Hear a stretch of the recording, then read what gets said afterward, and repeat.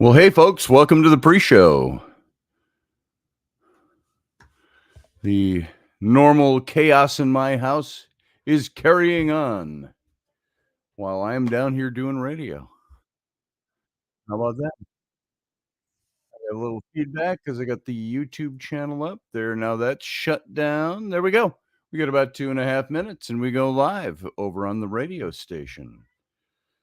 So, how's everybody tonight? Welcome to the program.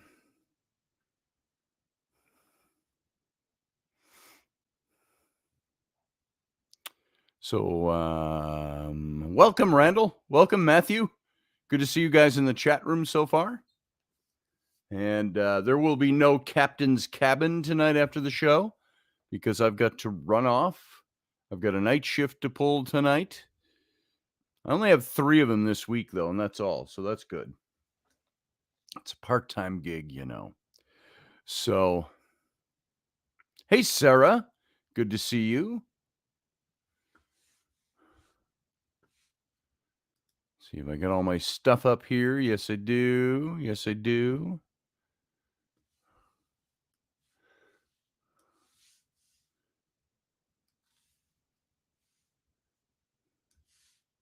There's that. And that. I'm going to copy this link. Copy. Let's go back over here. We have about 1 minute and 20 seconds, and we go live on radio. Hey, Roy Palvido. Good to see you, sir. Glad to have you in here tonight. As people gather. Now, all of those of you who are watching, you can come in and join the chat room over on my YouTube channel, youtube.com/Scotty Roberts, and you'll find us. Not everybody shows up in here, but you can make for a feisty conversation. Hey, Josh Kemp, good to see you. Field guy, somebody did disturb you again. It's like me, I had a night shift last night. It's Sunday, Monday, Tuesday night this week. And somebody called me and woke me up in the afternoon for a ride somewhere. It's like when I was a kid, we never asked for rides. If we asked my mom for a ride, we'd be tortured to death. Hey, Chuck, good to see you. It's, listening is fine because all you see on the show is my face. Here we go. We're going to go live. Stand by.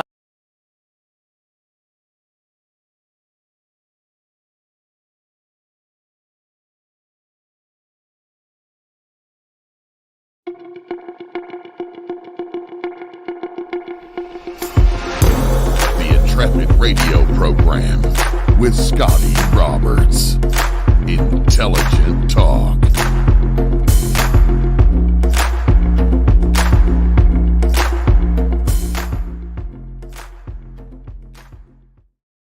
Hey, folks, happy Monday. Welcome to the program.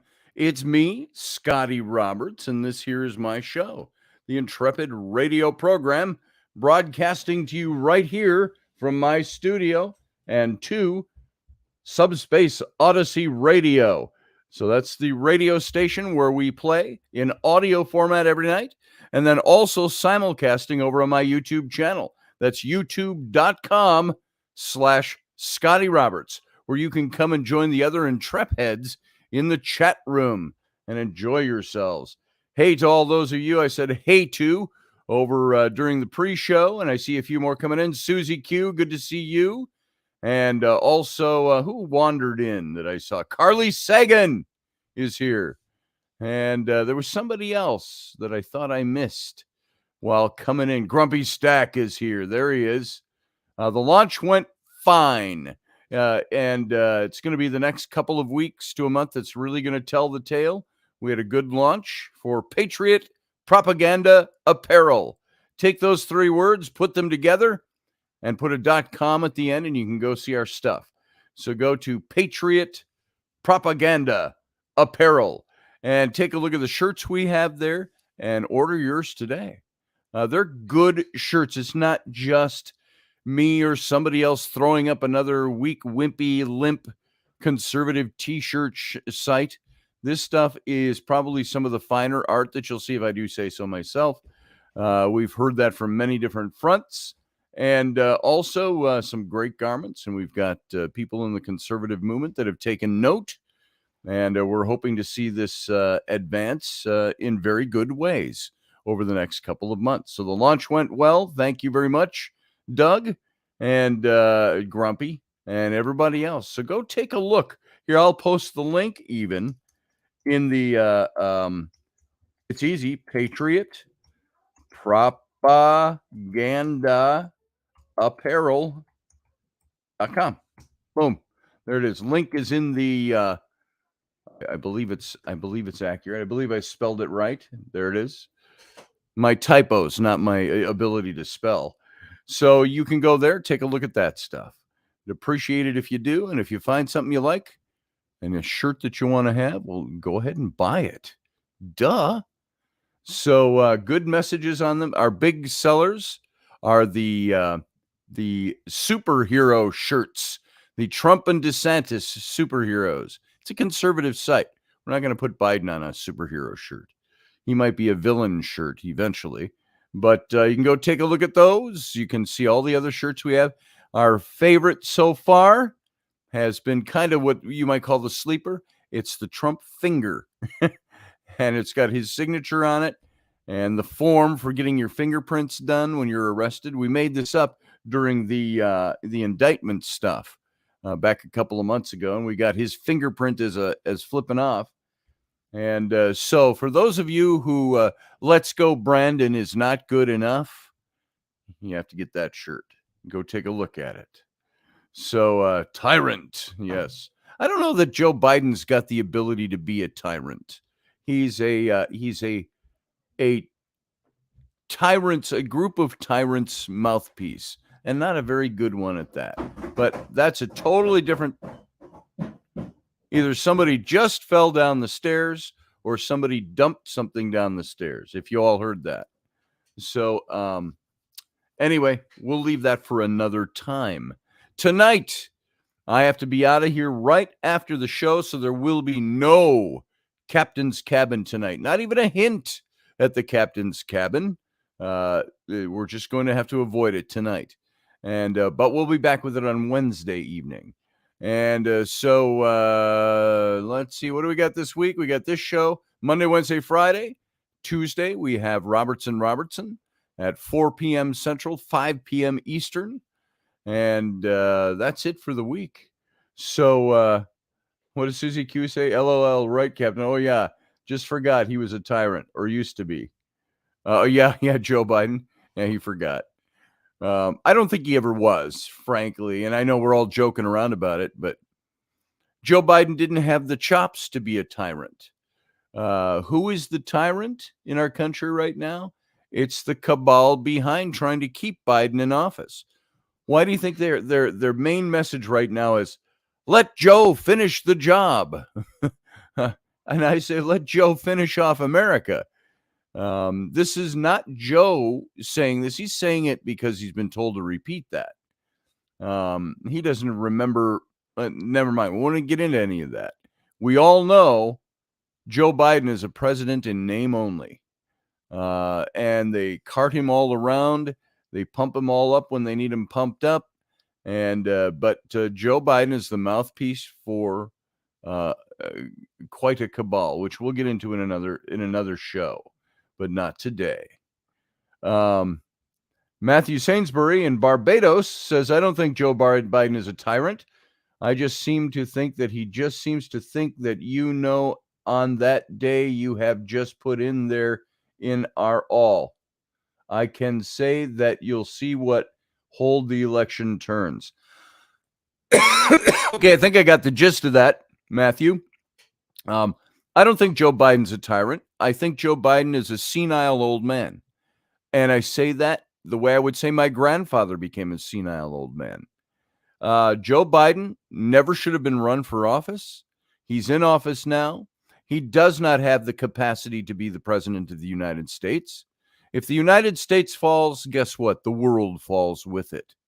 So the presidency is an important office to hold, especially You know why they didn't like Trump? Because Trump didn't want to be controlled by anybody else in the government, and that's why they didn't like him. So we'll just leave it at that for today. As far as Joe Biden should not be in office. He should not be reelected. I can't believe the left is allowing him to be the candidate. Something's going to happen for them. They could present, certainly, whether you agree with them or not, the left could certainly produce better candidates, better people, much more qualified to be the leader of the United States, the leader of tacitly the leader of the civilized world. Right now, Joe Biden is not that, and he's not looked to as that because everybody knows different. And I don't know why the big public secret with everybody with a sock in their mouth about Joe Biden. Everybody in the Democratic Party should be saying, no, we need a better leader. Put up somebody that's a better leader than Joe. But you know why they can't do that right now? Because they would have to admit that what they did was wrong in the first place. They can't do that. Oh, no. So there you go. We certainly need someone new, but I'm worried about our current choices. Yeah, Chuck, I agree with you. So I think the Democratic Party has some good people in it. I don't agree with their ideology, but there are better people to. If a Democrat was to be in the office of the president again, we need somebody better than the current president. So the current president isn't the president. He's just president in name only. Everybody else is running it behind him. He claims he has the power of the purse. That is not, Randall Flagg, as you know. That's why you're making the point. That's not the president's job. That's the legislature's job. Okay, we're getting into it. I didn't want to go there too deeply because we've only got an hour to make our point. No captain's cabin tonight. If you didn't catch that at the beginning, no captain's cabin tonight. I've got a blast off right after this show tonight at 10 o'clock-ish, thereabouts, whenever we end. And so let's get into our topic. Now, we've talked about Gnosticism in the past. How's that for a clean segue from politics into our topic for tonight, Gnosticism? I've got a definition up here. Gnosticism. It's a prominent heretical. Now, this is who's it heretical to? Well, the church, the big C, the big RCC, the Roman Catholic Church, the would you call it the Universal Orthodox Literalist Church? And so Gnosticism was a real prominent heretical movement of the 2nd century and of the 2nd century Christian church, partly of pre-Christian origin. Gnostic doctrine taught that the world was created and ruled by a lesser divinity and the demiurge, and that Christ was an emissary of the remote supreme divine being. Esoteric knowledge or gnosis of whom enabled the redemption of the human spirit. I always say I am an agnostic or agnostic, meaning I don't have knowledge. There are things I call myself an agnostic, not an atheist. I have some knowledge, but I have no knowledge of what is factual, what is true, what is man's writing, what is God-inspired, and so on. And there's so many different things. That's why when I was in the Baptist church, the fundamentalist conservative Baptist church, there was as we were told over and over again, drilled into our heads when I was in seminary, there's only one standard for faith and practice, and that is the Bible. But the problem is the Bible does have some problems with it. Textual problems, textual critical problems, not so much historical problems. It's a good historical document, but it's a collection of 66 different books and all written by different authors, except for the epistles of Paul and so on. So you have to start looking at that stuff and asking the questions of what I'm going to believe. What was 1st century Christianity like compared to what 21st century Christianity is like? Very different animals. Now, we've been all through that. We've done a series on that. We'll reapproach that again sometime, but I thought I'd lay a basic groundwork for what we're going to be talking about tonight. And that is a bit of kind of a prototype for Gnosticism. And I'm drawing a lot of my information from an article that was written by Christopher Simpson. And he is not a friend like, hey, we're going to go have pints together, but an acquaintance, a friend on academia.edu. And he liked some of my articles, and I liked some of his. This primary source for what I'm going to be talking about is one of his articles. And we're talking about the proto-gnostic influences upon the nature and the character of the Johannine Jesus. What is Johannine? Hebrew. That's the John. People always make fun and say, how did Hebrew guys back in the 1st century AD have names like Matthew, Mark, Luke, and John? Well, those are Latinized names, or Hellenized even, Greek to Latin to English. Johannine. So the book of John, the Gospel of John, the Jesus presented in the Gospel of John has definitive pro-Gnostic influences on the nature and the character of Jesus. And so proto being a prototype of Gnosticism. They say Gnosticism rose in the 2nd century AD. Well, John supposedly, Johannine, he wrote his gospel around the year 90 AD. And if Jesus was alive and died between 30 and 35 AD, you get the idea of how many years later this was. They say John was an old man in his dotage, banished to the Isle of Patmos by an anti-Christian government at the time in Rome. And so the subtitle to this I stole from Christopher Simpson, and so I give him credit, is Never Disturb a Messiah Before His First Cup of Coffee. And that title was what drew me into reading more of his work, and I really enjoyed what he had to say about it. Now, the Gospel of John in the Bible, if you're not familiar with the New Testament, Matthew, Mark, Luke, and John. And the Gospel of John shows a distinctly different Jesus than that was shown in the Synoptic Gospels, Matthew, Mark, and Luke. And it's a difference that can be traced to proto-Gnostic influences. And during the 1950s, the Gospel of John enjoyed a surge of popularity. And we all know John by like John 3:16. For God so loved the world that he gave his only begotten son, that whosoever believed in him would not perish but have everlasting life. You see it flashed at ball games and everything. John 3:16 in the view of the camera. So John's gospel enjoyed a surge of popularity and already very well established as the love gospel. Its portrait of Jesus appealed to a generation that was engaged in the spiritual and often chemical reawakening of society. And the gospel, according to John, assured us of God's compassion, God's love for us, telling us the verse I just quoted, John 3:16, for God so loved the world that he gave his only begotten son, that whomsoever believed in him should not perish but have eternal life. That's John 3:16. He is a protector who calls himself in the book of John the Good Shepherd. That's John 10, verse 11. As well as a conscientious host who goes to prepare our dwelling places in his Father's house. That's John 14:2. In my Father's house there are many mansions, he says, and I go to prepare a place for you. As well as a conscientious host who goes to prepare the dwelling places in his Father's house is a Jesus who is also one part older brother, one part new age guru, and one part, think of any doctor on TV. You could say, my past, Marcus Welby. How many of you are old enough to remember Marcus Welby, MD? That was a show we watched, one of the doctor shows with Robert Young playing him throughout the 70s anyway.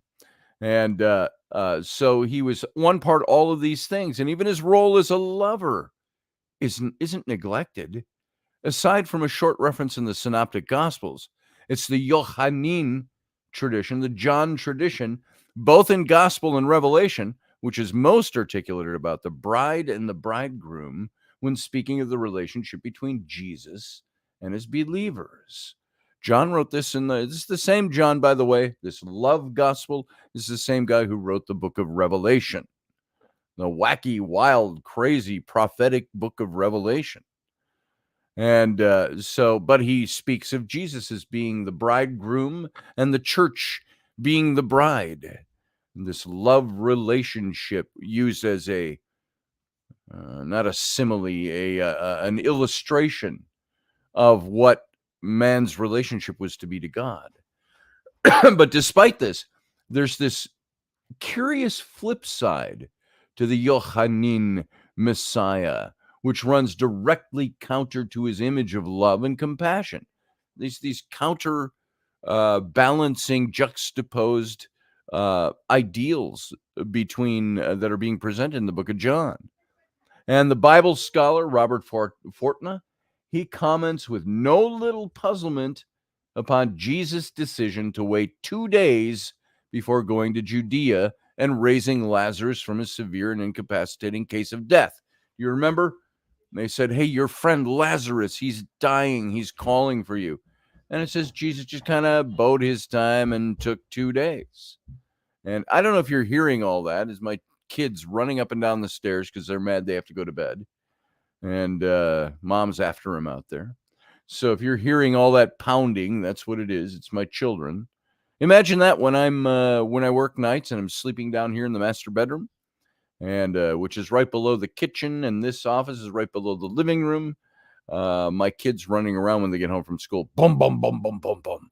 Bum, bum, bum, bum, bum, bum. That's what woke me up this afternoon, as a matter of fact. One kid, or that was yesterday. Everybody was gone doing stuff today. But in verse 6 in the book of John, it's pointless on any factual level. After the reminder in the this is a quote, I'm reading it, sorry, about Jesus raising Lazarus. Jesus spent his time, he kind of hung around for 2 days rather than go to see his friend. And the obvious was a setup for the story of Jesus saying, well, I'm gonna linger for a while. He's gonna die, and then I'm gonna come and show my power as the Messiah by raising him from the dead. So it is Robert Fortna who said, verse 6 seems pointless on any factual level.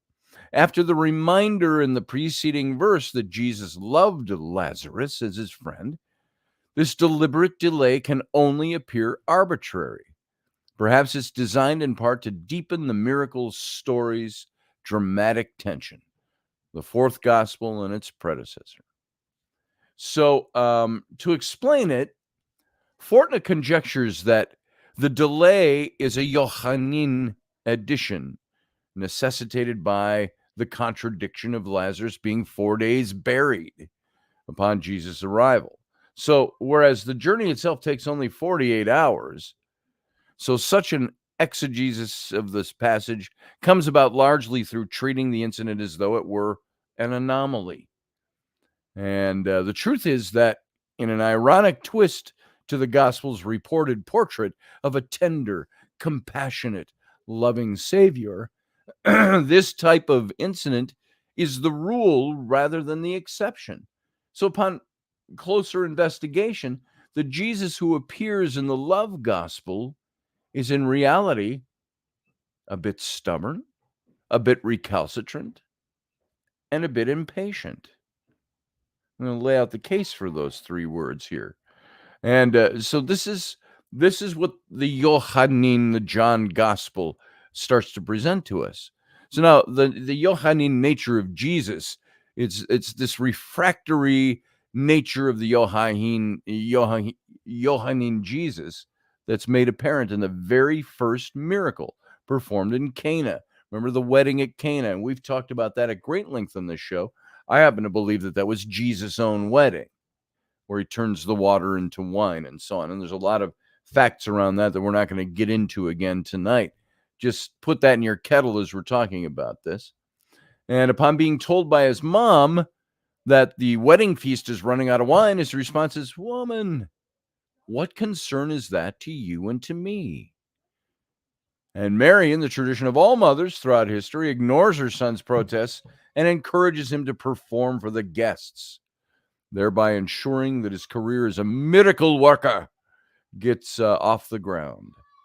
And likewise, at the end of the gospel, when Peter asks a rather innocuous question concerning the beloved disciple, John, he is told, "If it's my will that he remain until I come, what is that to you?" says Jesus. He brushes Peter off. He says, "If it's my will that he stays alive till I come again, what's that to you?" So these two remarks, woman, why are you bothering me with this? And in another passage, he also says, and so calm down. What are you bothering me with this for? And then he says to Peter, hey, if John's around till I come again, it's not your business. And so these two remarks, kind of like plaster cast ravens holding the works of Edgar Allan Poe, form this remarkably appropriate bookends to the Gospel of John. And so immediately following the wedding feast, John's Gospel whisks Jesus off to cleanse the temple. That's John 2:13 through 17.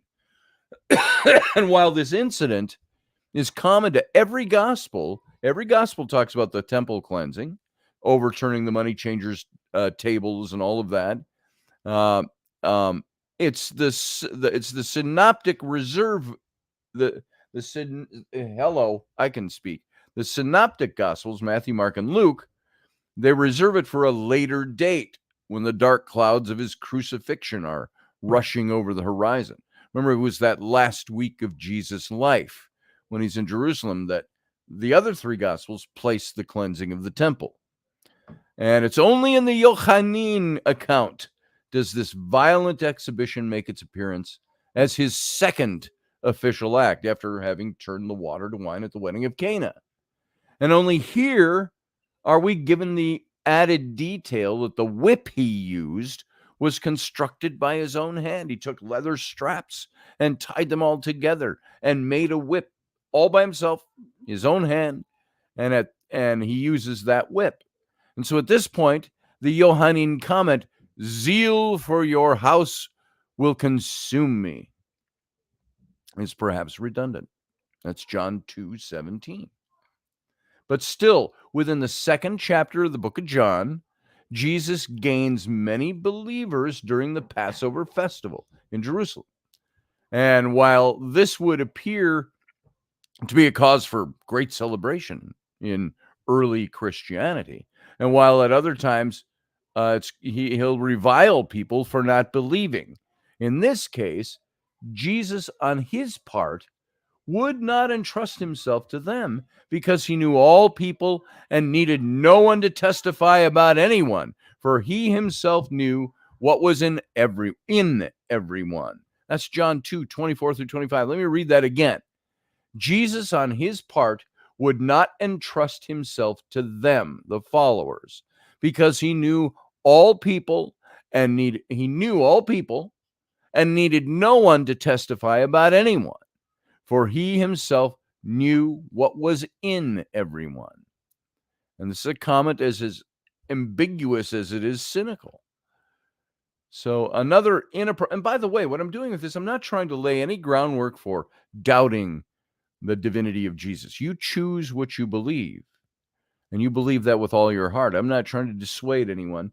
I'm presenting, though, a picture that's being put across in the non-synoptic Gospel of John, which is a very different tack than the other three Gospels. So, and another inappropriate and by most standards rude comment is made to a royal official who's distraught over his son's illness. And in this instant, Jesus impatiently complains that unless you see the signs and wonders, you'll not believe. And so basically, he's saying to this guy who comes to Jesus and asks for help for his ailing son, Jesus says, unless you see signs and wonders, you're not going to believe, are you? And is basically what he's saying. Even though the man's concern would apparently have less to do with religion and what to believe than with the life of his son. So now compare this to the parallel accounts of Matthew and Luke. Luke's Jesus departs on his mission of mercy without a word of complaint. Matthew's Jesus even takes a moment to control him, saying, I will come and heal him, Jesus says. Yet in all these accounts, the invalid of which Jesus speaks is not even the man's son, but merely a servant, albeit one to whom Luke says was valued highly. He was still a servant. And so the synoptics don't report an incident in which Jesus lashes out in anger when a boy possessed by a demon is brought to him. But unlike the case of the royal official's son, this anger is not occasioned by the request for healing, but by his disciples' failure to accomplish the cure on their own. He kind of chides his disciples. Can't you guys do anything? Is kind of the attitude there. And having now lectured one man for not believing, unless you see the signs and wonders, he said, I guess you won't believe. Jesus is later annoyed at a crowd for the opposite reason. He said, you're looking for me, he says, not because you saw signs, but because you ate your fill of the loaves in the loaves and fishes story. Now, only John adds this condemnatory postscript to the feeding of the 5,000. It's the only gospel where you're going to find Jesus saying that about that event. You only come to me because I fed you, is what he's saying. Very cynical. And in Matthew and Mark, he simply heals the sick who are brought to him. And we might conjecture that the phrase, damned if you do and damned if you don't, crossed the minds of his disciples on more than one occasion. So this is not to say that the other gospels never showed an angry Jesus at all. But the reasons for his anger were generally quite apparent and understandable. In the other miraculous loaves and fishes story, in which he feeds 4,000 rather than 5, the synoptic gospels record Jesus' irritation at being asked to perform signs. What do you need me to keep showing you signs? Don't you know yet? And Mark's Jesus asks peevishly, why does this generation ask for a sign? That's in Mark 8:12. Jesus says that. What is with this generation? Why do they keep asking for signs? And so Matthew's Jesus delivers an implicit condemnation. An evil and idolatrous generation asks for a sign, he says in Mark 12:39. And Luke's Jesus takes the gloves off as he snaps, this generation is an evil generation. It asks for a sign. That's in the book of Luke. And in each case, however, it's clear that the crowd had approached for the specific purpose of requesting a sign from Jesus. Give us another sign that you're the Messiah. And under the circumstances, a little display of temper is understandable. But if reasons can be found for the most of Jesus' actions in other gospels, they remain frustratingly opaque in John's gospel. In one particularly puzzling incident, Jesus plainly tells his brothers, his physical brothers, Mary's other sons, that he's not going to the festival of booths in Jerusalem. And despite this, however, after his brothers had gone to the festival, and then he also went, not publicly, but kind of in secret. Well, the verse says, after his brothers had gone to the festival, then he also went, not publicly, but as if it were in secret. John 7:10. If this is confusing, it's merely a highlight to the whole motif of confusion which runs through the Johannine narrative. Admittedly, in every gospel, his teachings are frequently misunderstood by those to whom he's speaking. And in this gospel of John, however, he seems to go out of his way to make sure of it. Nobody's going to understand what he's doing. For instance, all these synoptics record Jesus saying, "Take, eat, this is my body," at the Last Supper. But the fact that he's passing around pieces of bread while saying it pretty much precludes anyone thinking that he's speaking literally. And in John's gospel, however, the symbolic act is removed. Instead, we are given a much earlier discourse in which he dwells so cannibalistically on the concept that many of his own disciples turn away from him. John 6. And rather than eating or easing their minds by indicating the figurative nature of his words, he lets them go. You believe what you want about what I just said. So, it isn't merely a matter of what Jesus says, but it's his tone of voice, the way it's written and recorded, that helps create the unusual character of this gospel. And gone are all these friendly parables, so common in the synoptic gospels. And in their place are long orations and obtuse discourses. And so even his volume is more aggressive, the way it's recorded, the way he's yelling to the crowd or speaking to the crowd loudly or whatever he's doing. It's more coarse language. Is this just a point of view of John, the love gospel's author? So it's the tone of his voice helps create this unusual character of the gospel. And not content with crying out in a loud voice to raise Lazarus from the dead, a situation any of us could probably imagine that a good loud shout or two might be in order. Lazarus, come forth, nor while hanging from the cross. Another understandable reaction. The Johannine Christ appears to deliver all his pronouncements at a pitch more suitable for cursing out an umpire than revealing God's love. And when we're told that Jesus stood and cried, saying, "If any man thirst, let him come unto me and drink," John 7:37. So we don't so much hear the words of compassion as the barking call of a merchant selling his wares. If any man thirst, let him come over to me. I'll take care of you. And this change from compassion to aggression is perhaps the most important feature of the Johannine account. There's this profound lack of human interaction and compassion between Jesus and the people around him. He seems annoyed by them at some point. He hides from them. He's like, I can't do this today. To just tell the crowds to go home. And so he's a bit uncompassionate to those around him. And while such a statement might be open to the criticism of subjectivity, a more quantitative approach can be employed by examining those times. Each gospel writer specifically notes that Jesus is compassionate, and they note his compassion. Matthew states that Jesus has compassion for the crowds, and 2 blind men he has compassion for. Mark tells us that Jesus feels compassion for a leper. He feels compassion for a man of the tombs, the demoniac of the Gadarenes. And the crowds he feels compassion for. And Luke mentions his compassion for a woman whose son has died.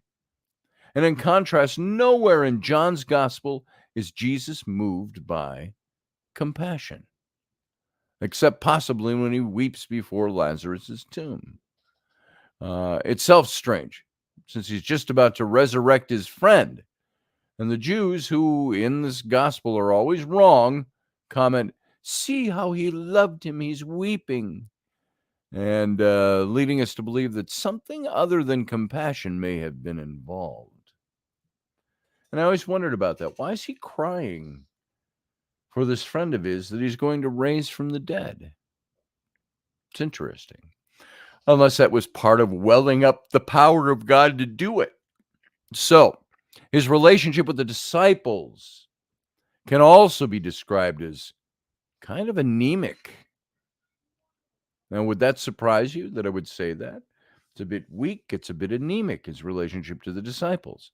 The healing of Peter's mother-in-law is a warmly human act found in the first 3 Gospels, but it's typically absent in the 4th. And while calling the 12, the calling of the 12 disciples together at the beginning receives special attention to the synoptics. In the synoptics, the Johannine writer mentions it in passing, well after the fact, and then early to set up a dig at Judas, only to set up a dig at Judas in John 6:70. And so the intimate little group formed of Jesus, Peter, James, and John, pardon me, not belching. I've got weird air going on with me here, almost like hiccups. So maybe I'm breathing too hard and talking too harshly. I don't know. So this intimate little group, Jesus, Peter, James, and John, and Luke, is now formed. And John is nowhere to be found in John's gospel, although they ride together like musketeers in Matthew, Mark, and Luke. So when the Pharisees attack his disciples for plucking grain on the Sabbath in Matthew and Luke, and not washing their hands before eating in Matthew and Mark, Jesus defends them, as he also does when John the Baptist's disciples complain in all three synoptics that Jesus' disciples won't fast. Jesus' disciples won't fast with us, John's disciples, John the Baptist, but subtracts the setting. So Jesus defends the sons of thunder, the brothers, Zebedee's, when their impulsiveness angers the rest of the disciples in Matthew and Mark. And in Matthew, he specifically refers to his disciples as my mother and my brothers. And in all three synoptics, he gives them all the power over unclean spirits. That's a nice little touch, once again, lacking in the Gospel of John. So in the first three Gospels, Jesus appears as a real living human, despite a propensity to raise the dead and stroll across lakes. And the most poignant scene occurs during his vigil in the Garden of Gethsemane and is portrayed with a pathos and anguish. He prays in the garden before the crucifixion. And in all four Gospels, Jesus goes to the garden with his disciples. But John's account leaps immediately to the arrest. They go to Gethsemane, and there he's arrested. And the synoptics, however, the first three Gospels, so that's what I mean by the synoptics, Matthew, Mark, and Luke, they lead us through the intimate and touching events leading up to the arrest. And in Matthew and Mark, he leaves the others behind as he withdraws further with Peter and James and John, his close circle, and apparently choosing to spend his final free moments in close contact with his three closest friends. And he prays meaningfully for a last-minute reprieve. He says, my Father, if it's possible, let this cup pass from me. I always thought that showed a very human side to the Christ. He's pleading, let this thing, I don't want to do this. Let this thing pass from me. And so despite his own wishes, he displays his obedience by adding, nevertheless, not as I will, but as thou wilt. Mark 26:39. So upon returning, he discovers his friends fell asleep, and although disappointed and upset, he nevertheless displays an understanding of their frailties, even when, in Matthew and Mark, he finds them sleeping 2 more times during the course of the night. And only a faint echo of the Gethsemane scene finds its way into the fourth Gospel. And it does so somewhat earlier in the narrative, with a far different flavor. Now thy soul is troubled, he says, in the Johannine, Jesus says, while preaching in Jerusalem. And what should I say? Father, save me from the hour? And while this vaguely recalls the prayer of torment recorded in the first three Gospels, even this trace of humanity is immediately turned into a bloodless piece of heroic rhetoric as he answers himself with a resounding no. It is for this reason that I have come to this hour. Father, glorify your name. That's John 12.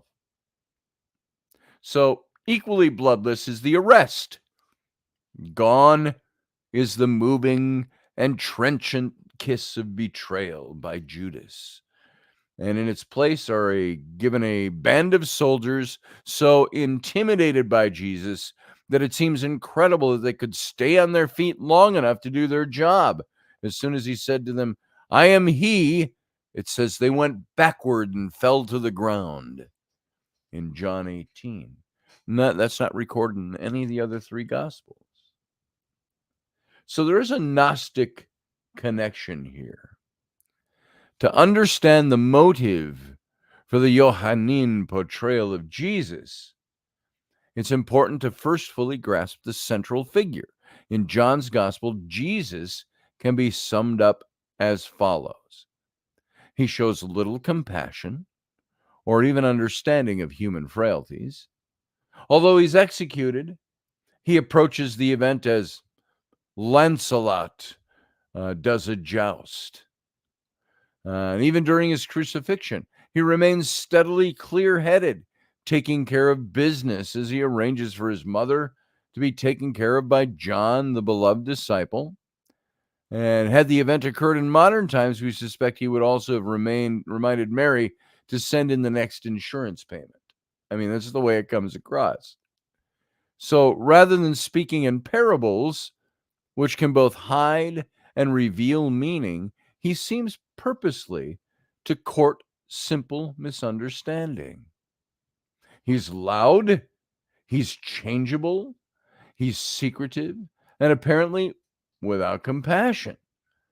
And furthermore, like a Greek or a Celtic hero, his very presence can bring dismay to his enemies. So, of course, we're to understand that just as there are differences between the sources and the traditions used in the compilation of the Synoptic Gospels, so there are bound to be differences between those sources and John's. But there are elements which can be interpreted as pointing to something other than a simple matter of differing source material. The Johannine writer is obviously aware of Jesus' prayer for deliverance. Father, let this cup pass from me. The phrase, Father, save me from this hour, is far too similar to Father, let this cup pass from me to be a matter of coincidence. So significantly, the added rhetoric in John serves the purpose, intentionally or not, of changing the unheroic incident reported in the synoptics into one of bravery and commitment on the part of Jesus. There are two questions of importance that this brings to the mind. One, why would the writer wish to so alter the characteristics of this incident? And two, if the incident was so disturbing, why include it at all? So the second of these is perhaps the easiest for which to posit an answer. Along with other evidence, the highly evolved theological discourses show that the fourth gospel was written later than the rest. While estimates range over several years, it would not be fatally inaccurate to assume a date of 90 AD as the time of the writing of the Gospel of John.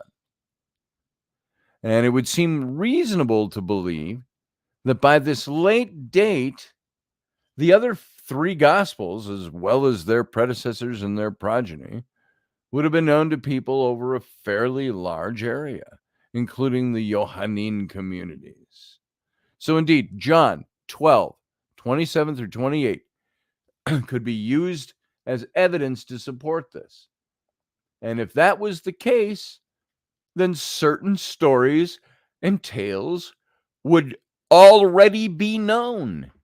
And it's possible then that Jesus' words at Gethsemane in the garden, Father, let this cup pass from me, were too widespread to ignore, and yet too damaging in some ways to incorporate without charge or change. And so this, of course, leads us to explore the nature of the message behind the Johannine Gospel and why its writer might consider Jesus' simpler plea for deliverance to be contrary to it. So, posting the spread of synoptic gospels and their peripheries, we might assume that the Johannine community need for a new gospel was not solely for reasons of information. And the fact that so little of these other sources find their way into the Johannine account, that would indicate that this gospel was written to smooth over a clash of beliefs between the Johannine believers and the synoptic traditions. And so the nature of Johannine beliefs can therefore be deducted from this. For this purpose, the character of Jesus in this gospel is quite revealing. And as noted, the Johannine Christ is less human than superhuman. Unlike the man we find in the synoptic gospels who comforts, suffers, and is hurt by betrayal of his friends, this Christ rises above the entire human condition. He's a type that displays a perfection based more on physical and emotional values than moral ones. But such a type has never played any but a subordinate role in Jewish tradition. Excuse me. Samson and Solomon evince characteristics of physical and mental superiority, respectively. But it's the honest, sweat-covered figures of Abraham and Moses who trudge predominantly through the Jewish religious landscape. So this Johannine image of a perfection based upon personal rather than abstract virtues, stamina, emotional control, as opposed to love and compassion, is, however, very typical in the Gnostic writings of some 60 years later.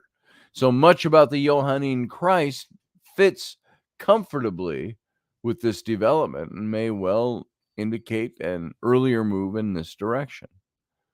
So evidence showing the contact between the Johannine communities and Proto-gnosticism are in Gnosticism and early church Christianity.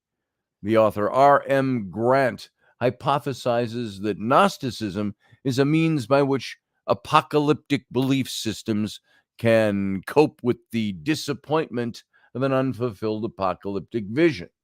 Catch that mouthful? He hypothesizes that Gnosticism is a means by which apocalyptic belief systems cope with the disappointment of an unfulfilled apocalyptic vision.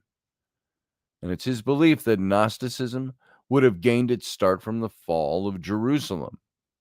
And his quote from one of the quotes from his book says, "Out of such shaking, we should claim, came the impetus toward the Gnostic ways of thinking, doubtless not for the first time with the fall of Jerusalem, but reinforced by this catastrophe."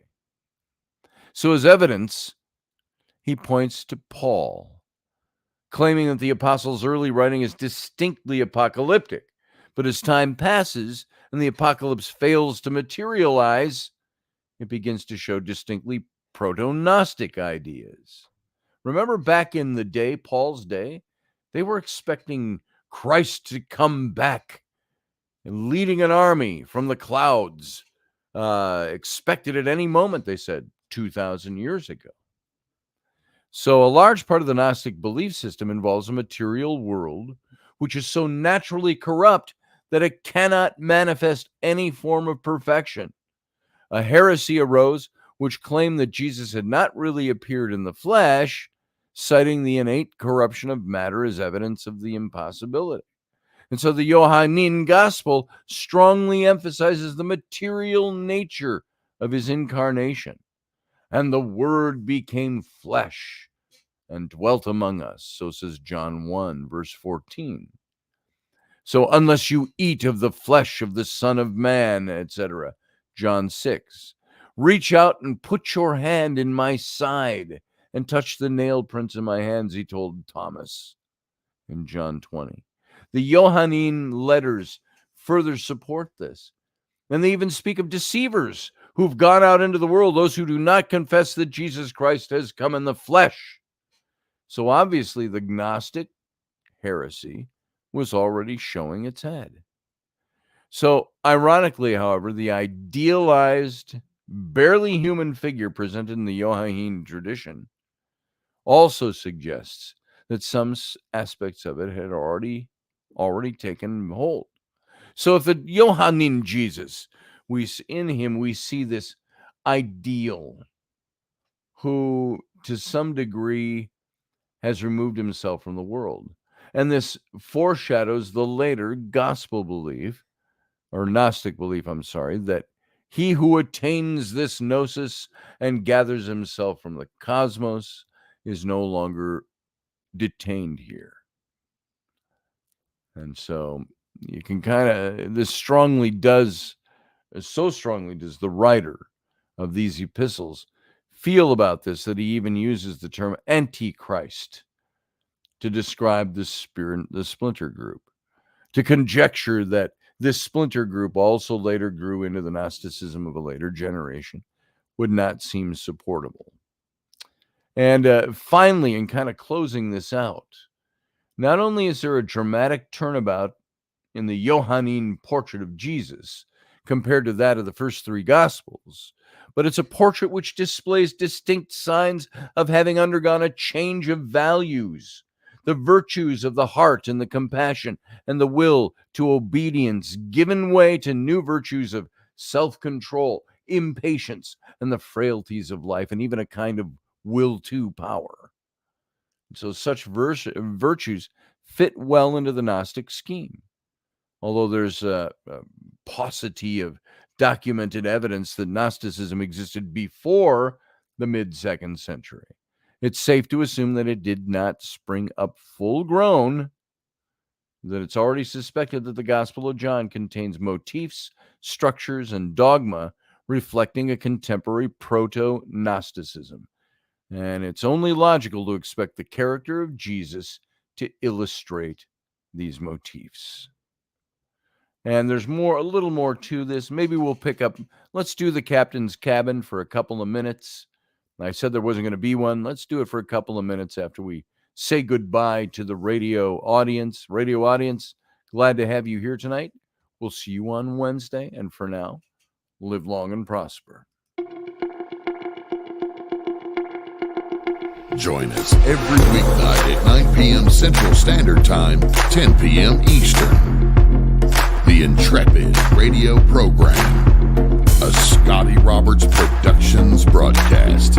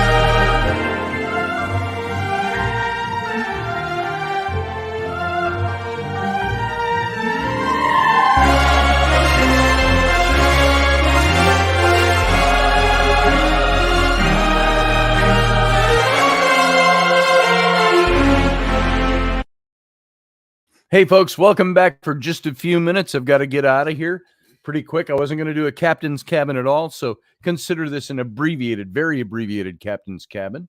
And I just wanted to kind of send you off on this idea that this whole thing that I've been talking about here, and this might have been important to actually put into the show, but I couldn't squeeze it in. This is the very ending. You want to say that look at the 1960s. It was a time of experimentation. He was introducing such varied movements as Wicca, Satanism, Zen, and Gnosticism to a new generation. And while the popularities of the Johannine gospel may at first blush, seem odd during such a time, it hints at kind of a New Age philosophy of the Messiah. It's a call for new, somewhat disassociated form of consciousness, which could possibly be aided by various drugs in the 60s. Psychedelics, man. And it makes it a natural for those who wanted to tune in and drop out. So to that generation, the message of the Gospel of John was one of heroism and detachment, and it was far more appealing than the message of self-sacrifice and service that was found in the rest of the Gospels. And that's really kind of why I found this an important topic. And it's important, too, in the sense that it gives us the idea that these things may not have all been so God-inspired as man-inspired. They were writing their perspectives on things. And the Gospel of John was written, I think, to appeal to that newer age. We might think that this was all 2,000 years ago, but keep in mind, from the 30s AD to the 90s AD is 60 years. 60 years ago was 1962. Do we do things differently now than we did then? Yeah, we certainly do. We have different philosophies. I think the same thing happened back then. And so this gospel was written to accommodate that and to accommodate a new and fresh way to view who Jesus was and what he was all about. Sarah Yusuf says culture is going to determine needs of a religion. That's very true. And all of those are the things that make me question things. That's the human side of the religion. Perhaps it doesn't do anything to the spiritual or the God side of religion. But you notice how people are fickle. We have to change things to suit our needs. And I think we see that in Christianity too. So it's an interesting study, the overall study of all of this. So that's all I really wanted to say about that, kind of in closing, because I just ran out of time, or ran a little short on time at the end there. So I hope you're all well. And by the way, Elderberry, I was asking the same question today of myself. Where's Master Finn? I haven't seen Matt Finn around here at all for a few weeks. So hopefully he's doing okay. If anybody's in communication with him, I thought of dropping him a line and saying, hey, brother, you don't have to listen to the show if you don't want to. I'm just curious where you are. I haven't seen you for a while. He's been here since the beginning. So there you go. Sarah says, Jesus, the embodiment of both. It's the value of connection between humanity and God. Jesus makes God accessible. Bingo. Absolutely. Pardon me. I'm yawning while I'm talking. I'm a little tired out. So only tonight and tomorrow night, and then I go back to a regular schedule for a week anyway. So I told them I wasn't going to do night shifts anymore. But I committed. That was about 2 weeks ago. I committed to last weekend and I committed to this weekend. I said, I'll commit to those because they're already written in the schedule, but I want you to do something different. I said, if you can't, I may have to reconsider whether I'm going to stay here. So, because the night shift, it doesn't just, the only reason it screws with my body schedule, my sleep schedule, is because I got other things to do during the day. I got my kids, I got my wife, I got everything goes on during the daylight hours. I got to sleep during those hours. So, which sucks because I hate wasting my time sleeping. So, but I got about 6 hours today off and on. So I should be okay, but hopefully not a zombie when I walk in tonight.